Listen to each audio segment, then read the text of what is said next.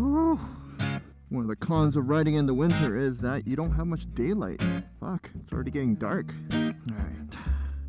Okay.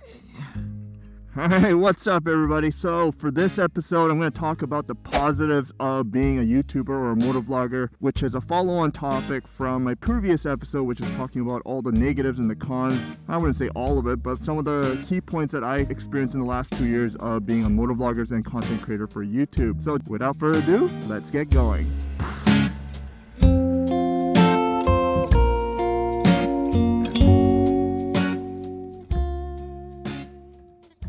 Alright, so the first thing I want to talk about on the positive side of being a YouTube content creator and a motovlogger is the fact that it is free to do and free for you to upload, and that is a big deal because if you ever got into creating your own website or trying to upload a video on your own server, it costs a lot to run a server. So for you to upload like gigabytes of video online for people to watch, the amount of bandwidth and all that, that server space is very costly, and YouTube provides that for free.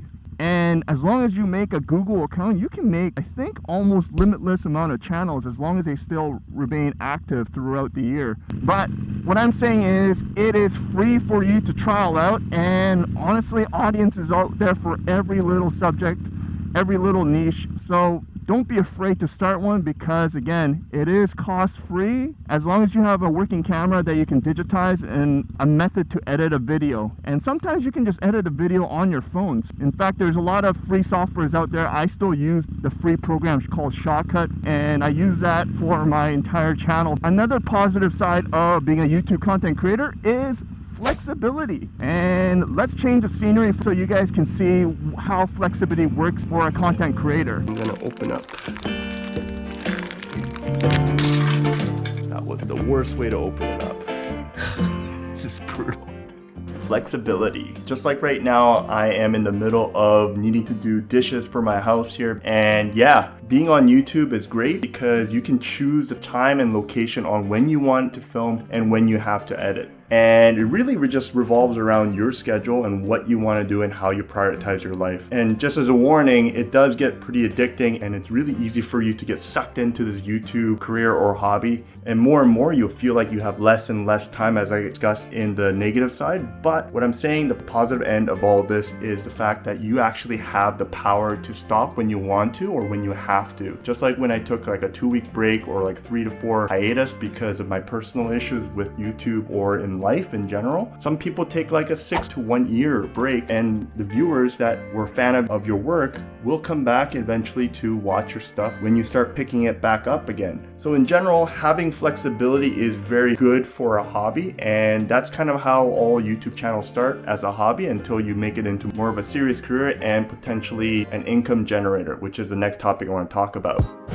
Now, one of the positives that should be talked about is finances. If you're lucky enough to have enough followers and viewing hours for your channel, which is at least 1,000 subscribers and 4,000 viewing hours within the 365-day window, as long as your content strictly follows the policy on YouTube, you will be monetized. And what that means is the future videos that you put out and the future videos that get seen from the day that you got monetized or partnered up with YouTube, you will start earning some money. Now, one thing that I need to say is the fact that YouTube does not pay a lot of money. Most of you guys already know this, but some of my viewers probably still think that YouTubers are millionaires as soon as you get a channel going. That is not the case. Just for an example, when I first started out, there's something called cost per mil, which is 1,000. And generally for motovloggers, you are in between $3 to $10 per 1,000 views. That is multiplied or divvied up throughout the entire channel, not just one single video. So let's say if I put up a video and it only gets 200 views, there's a fraction of that I still get paid for. It's not a certain threshold where you have to meet 1,000 views for YouTube to start putting in the tabs for either $3 per 1,000 or $10. It all depends on what your content is and what area or region that your viewers are from, because that's tied to their advertising algorithm. So generally a successful channel that gets a healthy 30,000 to 50,000 views a month, you're generating about $200 to $300 a month, which is actually relatively healthy for somebody who is just doing this for a hobby. So it really depends on what your original goal was to start out a channel, because that's kind of one of the motivating factors that you need to keep carrying on with you while you continue to make videos for total strangers out in the world. But even though it's not a lot, having some income provided from the company that is making a ton of money from your videos, it does feel a little bit motivating to continue on and continue to improve on your content. And even after you're monetized, it might take a while for you to reach the threshold of $100 earned before YouTube cuts you a check, because anything below that, YouTube will hold on to it until you hit that threshold of $100. So some of the channels that actually get monetized might not see a check for a long time. And for me, just seeing $1 on an account that I would have still enjoyed this journey or experience by doing it for free, I do find it rewarding, and it is on the positive side of being a content creator. Pick a card, any card. Middle or top? I'll go middle. And you're gonna go right in the middle. Just one of them. Oh, okay. Finally, I got another positive for being a YouTuber or a content creator is meeting all the random people in the world that you would not generally meet in a regular basis. And this is something that I wasn't expecting when I started my channel, but naturally when you start out on YouTube, you want to start to get a little bit more advice from people who have been on the YouTube platform for a while and maybe pass down some of the wisdom that they learned. And surprisingly, there's a lot of people out there that are willing to help you because they knew the struggle for themselves as they went through it for their first time, and they want to minimize the stress load that a new YouTuber will have when they start out their channel. So Instagram I found is a really good location for any other motovloggers by following hashtag support MVC, which is support motovlogger content or something like that, or motovlog channel, not really sure, but it's support MVC. And then just the hashtag motovlogger, you'll see thousands and thousands of people that do it, and you'll be surprised on how many of those bigger channels will actually reply back to you on their DMs, giving you the little bit of insight on their lessons learned on how to start a channel. And I myself included will be on that platform replying back to you as much as I can when I'm not too busy editing or taking care of my family or at work.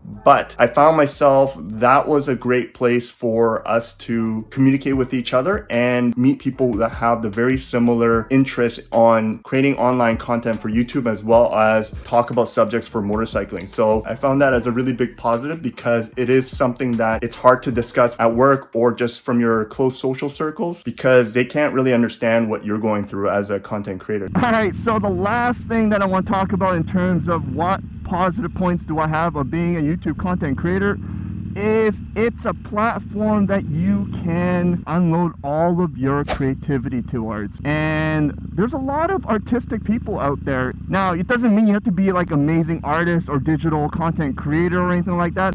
All I'm saying is by choosing different camera angles, finding ways to screenplay your videos, or explaining your topic, it takes a lot of creative thinking process to make a video. And for those channels that actually do really well, for example, if you look at the channel Fort9, a lot of people enjoy watching that video even though the subject has nothing to do with what you want to find, but because their videos are so well put together that in an artistic way, it's hard to not look at it and just be in awe sometimes. But yeah, it takes a lot of creativity to come up with a very decent and entertaining video for somebody to watch and be entertained. And if you're lucky enough, that person will end up subscribing to your channel and leaving you a nice little comment to let you know how much they enjoyed your video. So if you haven't subscribed to my channel yet and you found this quite entertaining or at least informative, click that subscribe button below and give me a like and a comment. With that said, ride safe, ride prepared,